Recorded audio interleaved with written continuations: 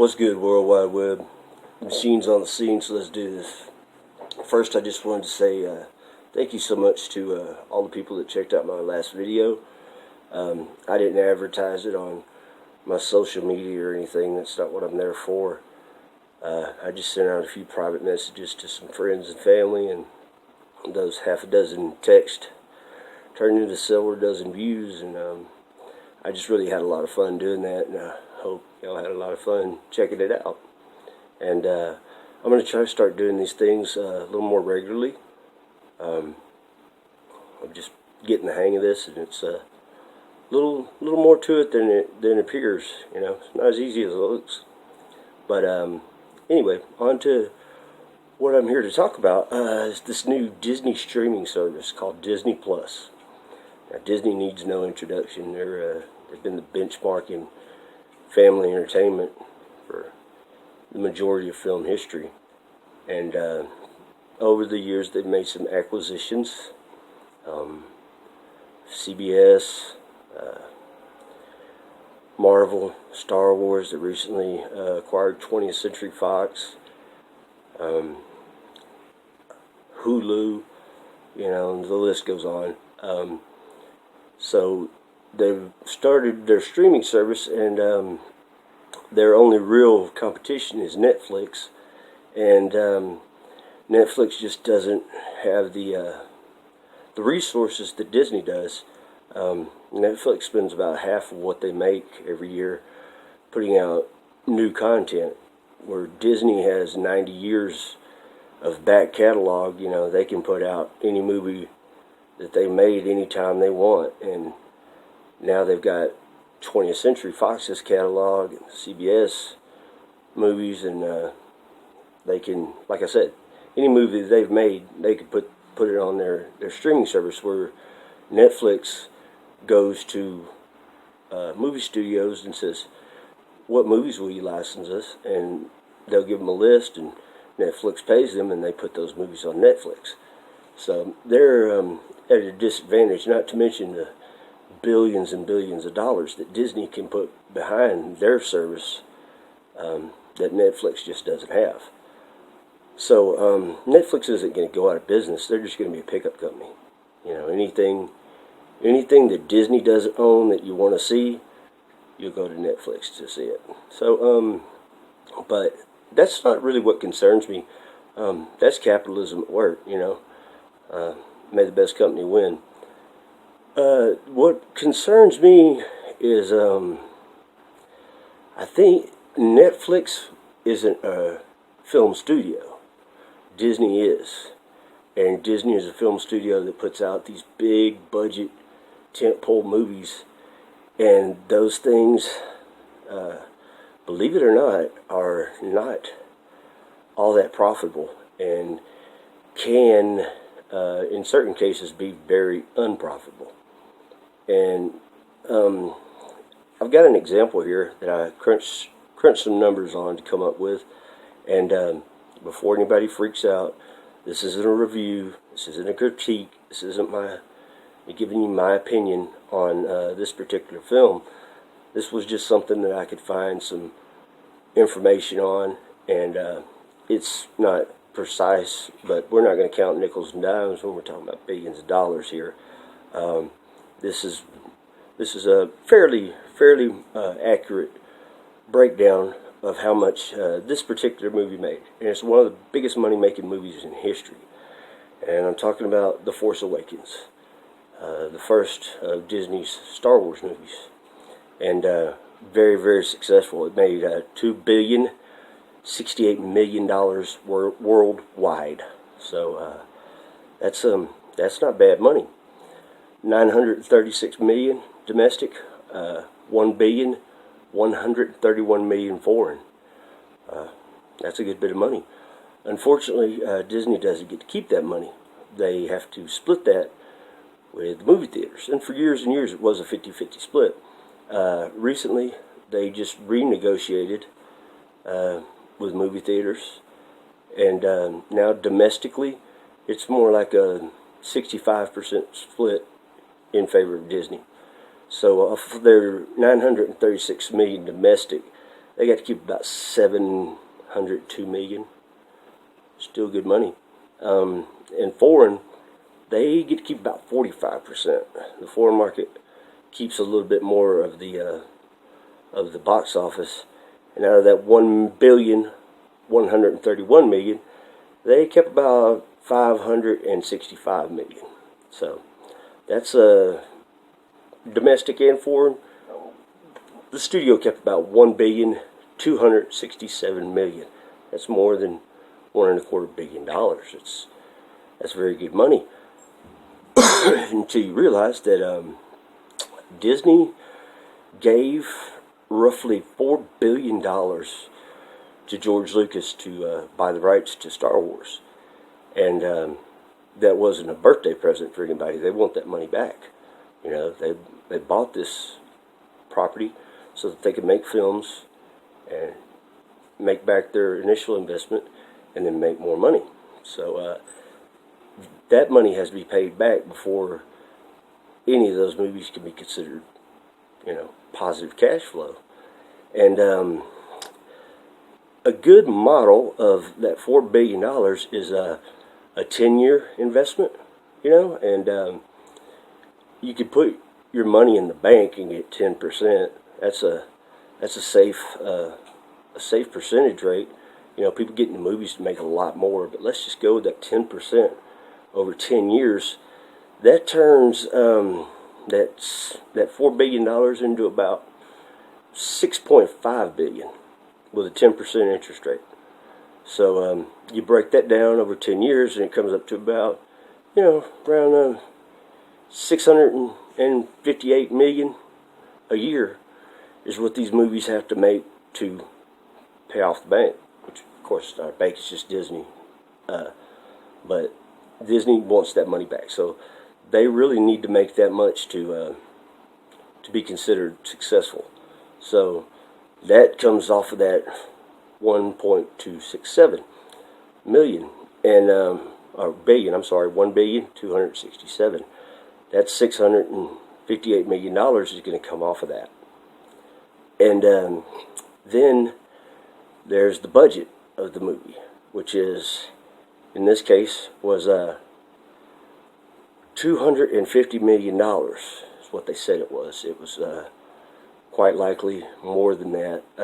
This movie underwent extensive reshoots, as all these big budget movies do, and that costs something. So, but we're going to go and be conservative at $250 million, and that brings the total down to $583 million. Still, $500 million. And then there's the marketing of the movie, and traditionally, it's the same as the budget is what you're going to spend marketing a movie. This movie was really, really hyped up. It was the first Star Wars movie in 10 years. You couldn't buy a bag of chips that didn't have Star Wars on it. And all that cost money. Most likely north of $300 million. But we're going to be conservative here and say that it was $250 million. That brings that down to $333 million. Now, out of that, the distribution company, Buena Vista, gets a cut. The producer, Kathleen Kennedy, is going to get a cut.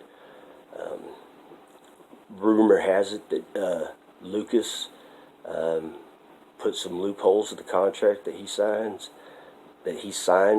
and when his characters are used, he gets a cut of that. There's no proof of it, but I'm pretty sure that the three legacy characters, Mark Hamill and Carrie Fisher and Harrison Ford, probably got a cut of the box office. When they first made those original movies, there wasn't a huge budget behind those things, and these actors worked for pretty much extra scale pay, and with the agreement that they would get a cut of the box office. And I don't see why they wouldn't want, that same deal with this, that they knew that it was going to make money, especially when they'd all gone on record saying they didn't want to make another movie.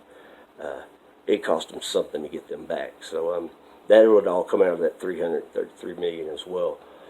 And that sounds like a lot of money to you. Realize, they put $500 million up to make this movie.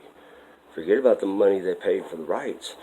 They put up $500 million to make this movie, and they're getting back, at best, $333 million.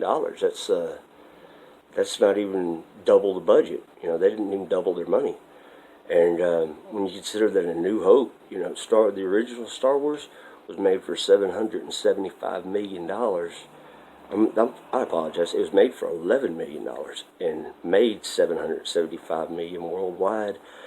That means it made its budget back about 70 times.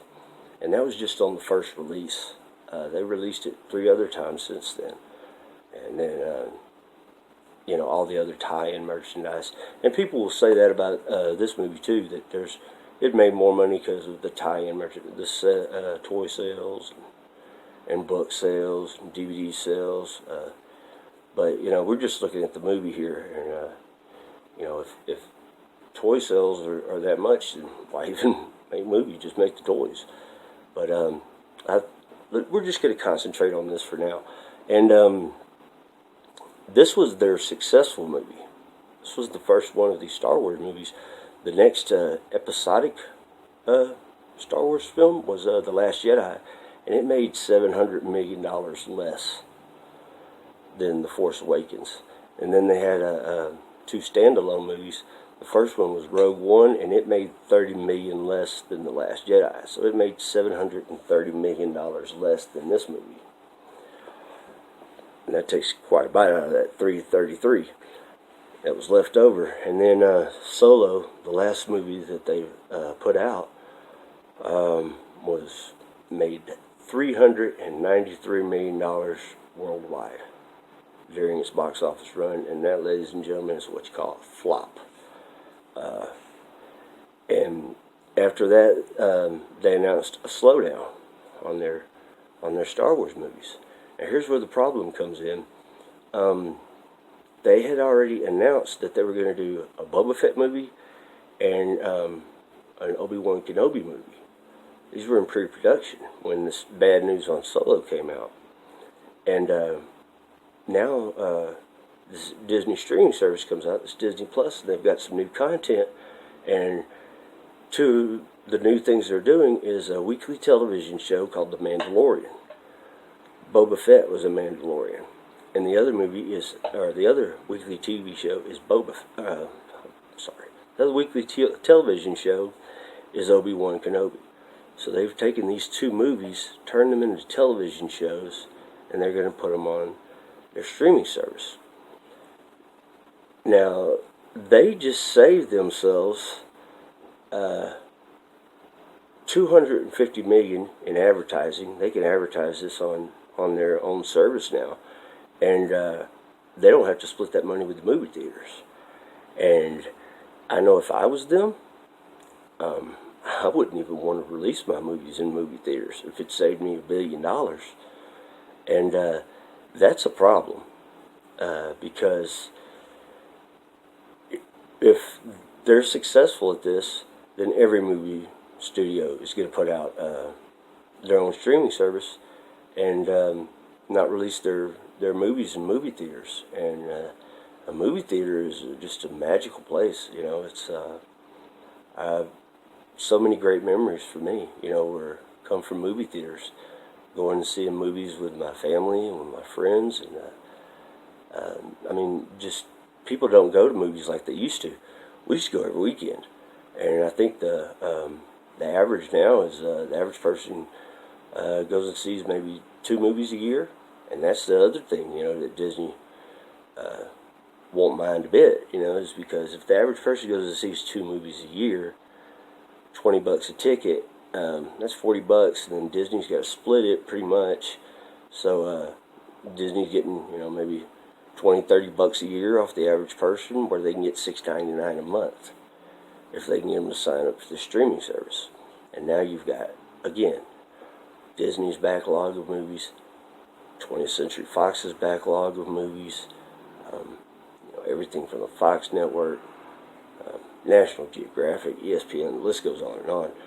And I just really don't like the idea of them.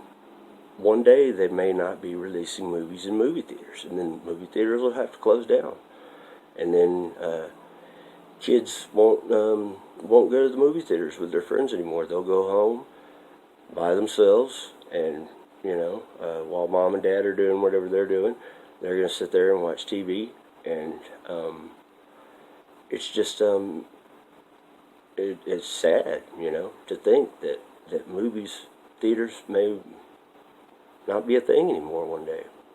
And something else, none of this is just a rumor, but I wouldn't put it past them. Another thing that I hear they're doing is they're making a new Die Hard movie here in a few years. It's still in pre-production, but this new Die Hard movie, they're recasting the role of John McClane, and before it's released, they're going to pull the old Die Hard movies off the shelves and not sell them anymore, for a while at least. And then they're going to pull it off of their streaming service. You're not going to be able to get Die Hard anywhere. So young kids, young people, who maybe haven't seen these movies, or maybe haven't even heard of it, the only John McClane they're going to know is the one that Disney's going to sell them. And that's kind of sneaky, backdoor business as far as I'm concerned. And this may not even be the case, but it's just something I wanted to throw out there. And of course, the comment sections are always open. Let me know what you think about this.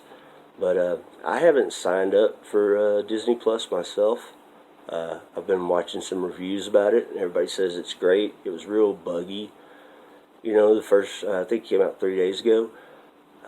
They said it was hard to get to specific sections where specific movies were. So I'm waiting until all that clears up, and until they get until I get in some more reviews and hear about it. But so far, I hear it's there's everything you'd expect there. All the Star Wars, all the Marvel movies, all the Disney movies, all the Fox movies. So, and it's a free 7-day trial. So I'm probably going to sign up for it and check it out. And as long as they keep dropping new movies at the theaters, you won't hear any complaints out of me. But anyway, I just wanted to bring that to your attention. And again, I'm going to try to start doing these things a little more often, and a little more regularly. Anyway, that's all I got for you today, and have a good day. God bless, and I'll see y'all next time.